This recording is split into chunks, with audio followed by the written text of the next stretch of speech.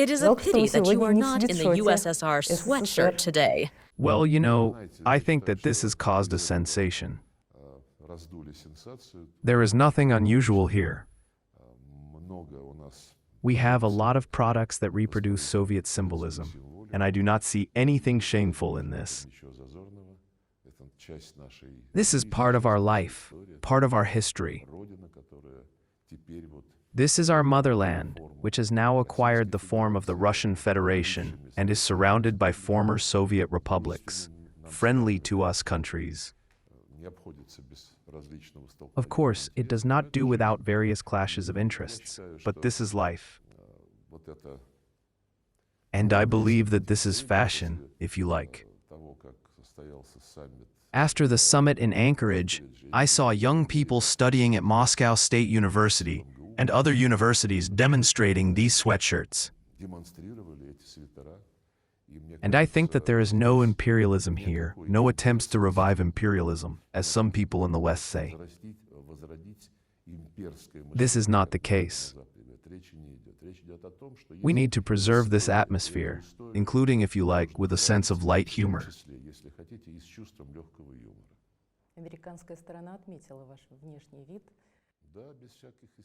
Yes, without any hysteria. They just said that they liked it. This is like a shirt, as Mark Rubio put it. And in general, what was the atmosphere there? There was a very good atmosphere. It is reflected in the statements that were made after the talks between President Putin and Trump. It was a useful conversation. It was clearly seen that the head of the United States and his team sincerely want to achieve results that will be long-term, stable, and reliable, unlike the Europeans, who at that time claimed that there was only a ceasefire and that they would continue to supply weapons to Ukraine.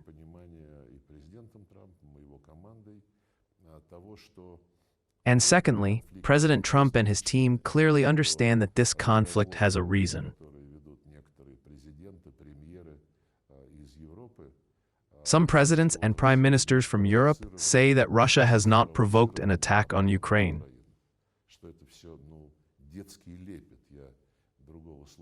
I cannot find another word to describe this. The main thing is that they continue to say this.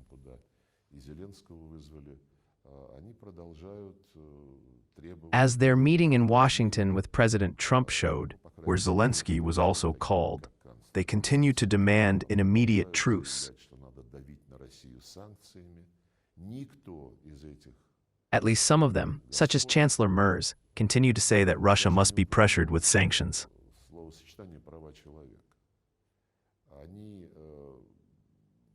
None of these leaders has even mentioned the term human rights.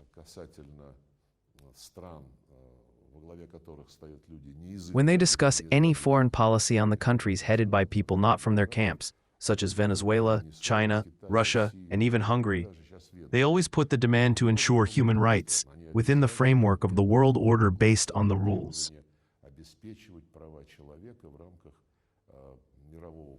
If you look back at what they have been saying about Ukraine over the years, you will never find the word human rights.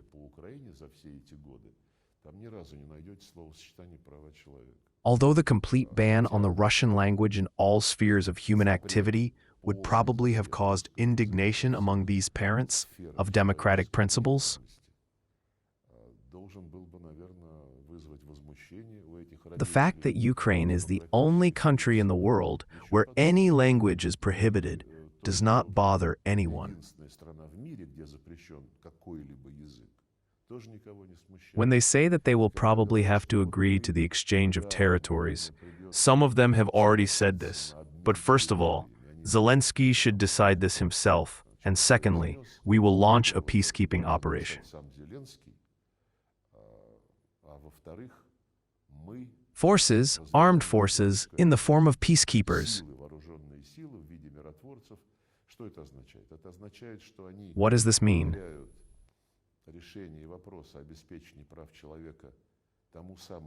This means that they entrust the decision to ensure human rights to the very person under whose name the laws that destroy Russian language rights have been adopted. Language, education, access to mass media in Russian, the right to their own religion, when the law that prohibits the canonical Ukrainian Orthodox Church has been adopted.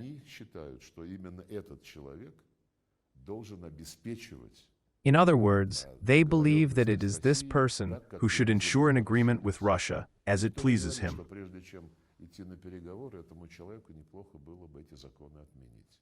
No one says that it would be good for this person to cancel these laws before the negotiations, at least because the UN Charter states that it is necessary to ensure respect for human rights, regardless of race, gender, language, or religion.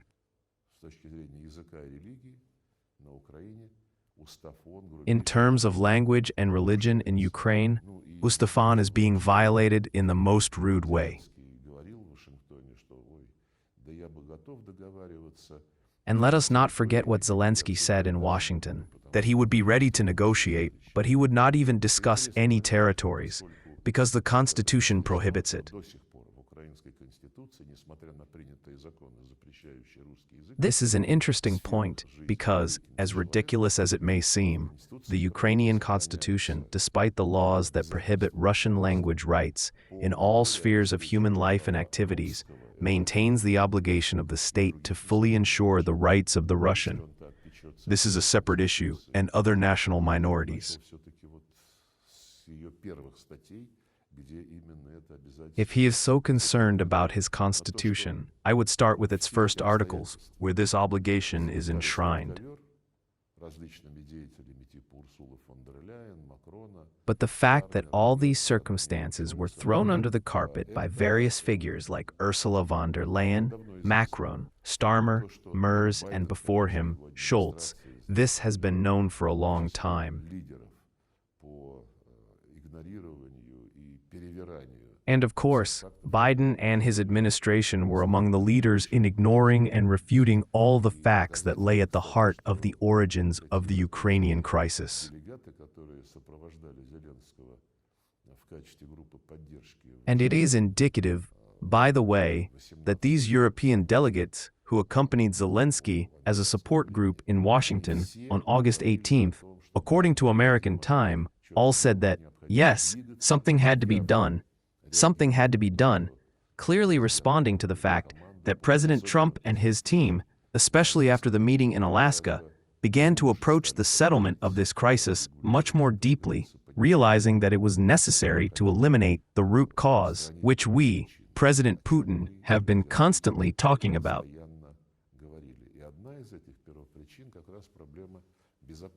And one of these root causes is precisely the problem of Russia's security, which is due to the fact that in the course of decades, we have consistently violated the commitments that we were given not to allow NATO expansion to the east.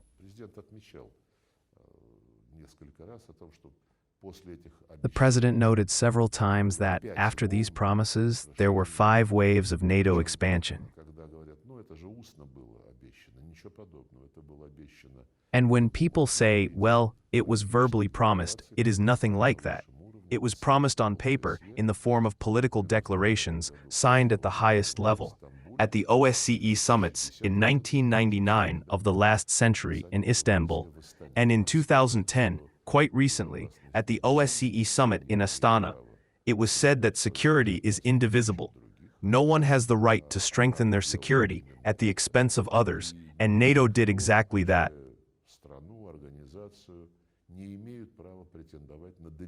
And no one, including the country, the organization, has the right to claim domination of the OSCE space.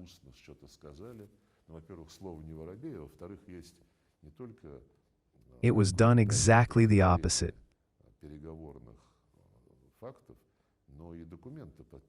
So it is deceitful when people say, well, it was verbally promised. But, first of all, this is not Vorobyev's words, and secondly, there are not only documentary confirmations of negotiating facts, but also documents signed, I repeat, at the highest level.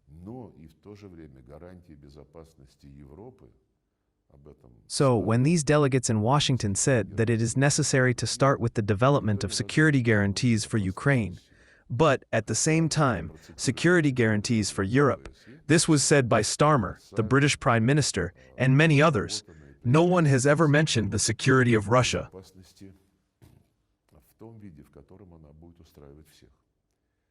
Although the OSCE documents I quoted, universally developed and adopted by consensus, require security in the way it will suit everyone. To this day, this high-profile attitude to international law, to those promises that are very often given falsely and fixed on paper, can be felt in the approaches of these citizens to the current Ukrainian crisis. Without respect for the interests of Russia's security, without full respect for the rights of Russian and Russian-speaking people who live in Ukraine, there can be no long-term agreements, because it is these reasons that need to be urgently eliminated in the context of regulation.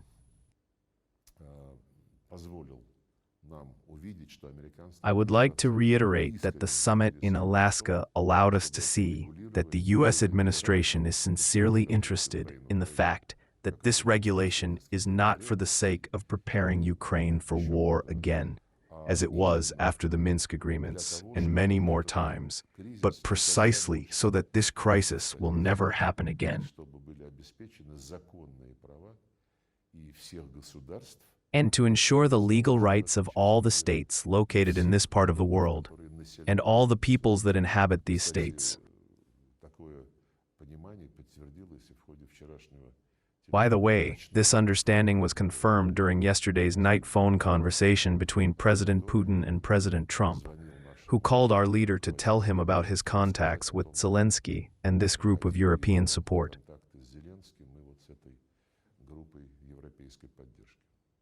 One of the representatives of European support, President of Finland, made an analogy between the current situation in Ukraine and the 1944 war. How to understand this? 1944. You know, there are other parallels. For many decades after World War II, Finland enjoyed the best conditions for economic growth, for solving social problems, for ensuring the well-being of the population, largely due to the supply of Russian energy sources, and in general, due to cooperation with the Soviet Union and then with the Russian Federation, including in the context of a very profitable application of efforts in our territory of the Finnish business. The benefits that Finland received from these special relations with our country, especially due to the fact that it adopted a decision on neutrality, were simply thrown into the garbage pit at once. This makes you think about the following. In 1944, Finland, which fought on the side of Hitler's Germany, on the side of the Nazi regime, and Finland, whose military units took part in many war crimes, signed an agreement with the Soviet Union. Mr. Stubb, who I know very well, was the Minister of Foreign Affairs. They signed an agreement that stated that there would never be a Soviet Union or Finland entering any structures aimed at another negotiating party. Where is all this? They have now entered the same structure that considers Russia an enemy. Therefore, if he means the territorial changes that occurred as a result of the Second World War, then yes, this is one of its results. And yes, territorial changes are very often an integral component of reaching an agreement. There are many such examples. In this case, I would like to emphasize once again that we have never said that we simply need to capture some territories. Neither Crimea, nor Donbass, nor Novorossiya were ever our goals.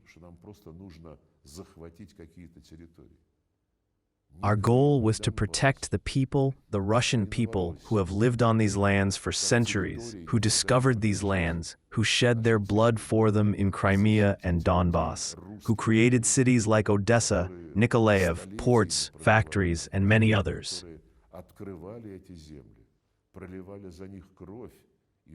Everyone knows well what role Yekaterina II played in the conquest of these lands.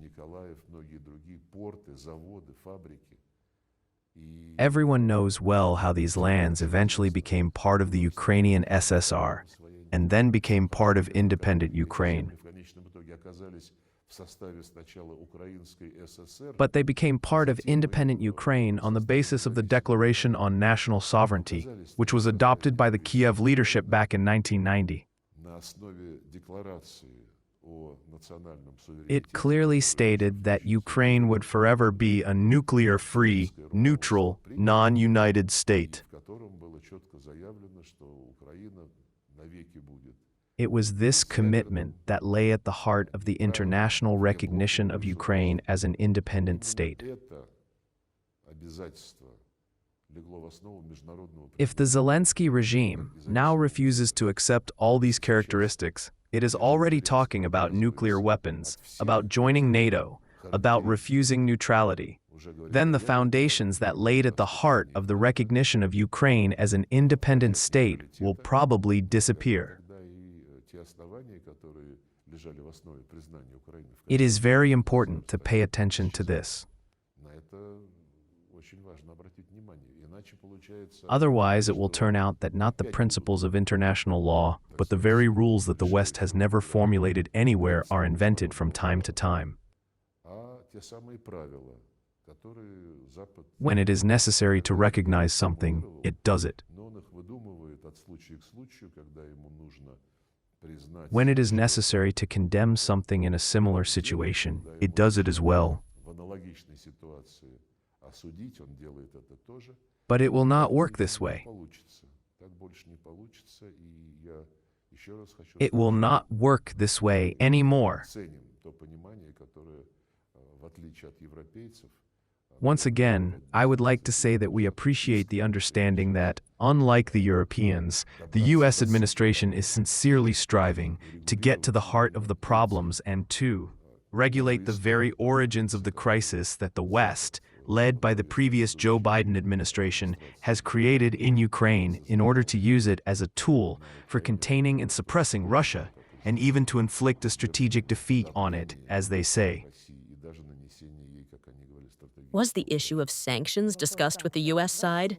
After all, the Americans said that fuel had to be paid in cash. Well, you always have to pay for fuel.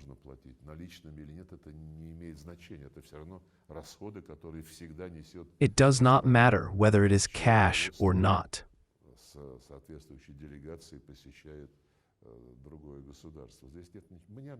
It is still the expenses that the country, whose leadership visits other states, always bears.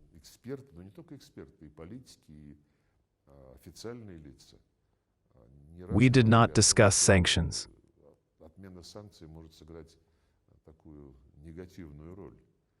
You know, we have many experts, but not only experts, but also politicians and officials.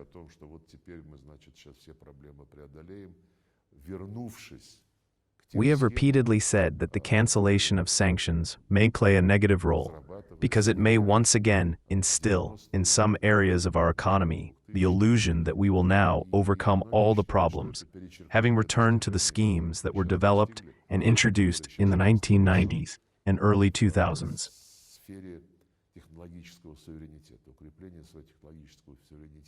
Many people believe that this will overshadow the achievements that we have now achieved, which are now in place in the sphere of technological sovereignty, the strengthening of our technological sovereignty, and the need to rely on our technologies in key issues such as military security, economic security, and food security.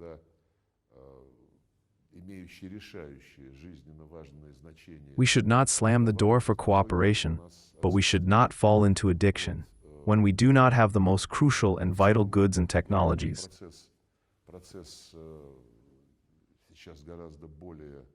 In general, I think that the process is now much more reliable and more promising than it was 6 months ago, when the Biden administration's term ended.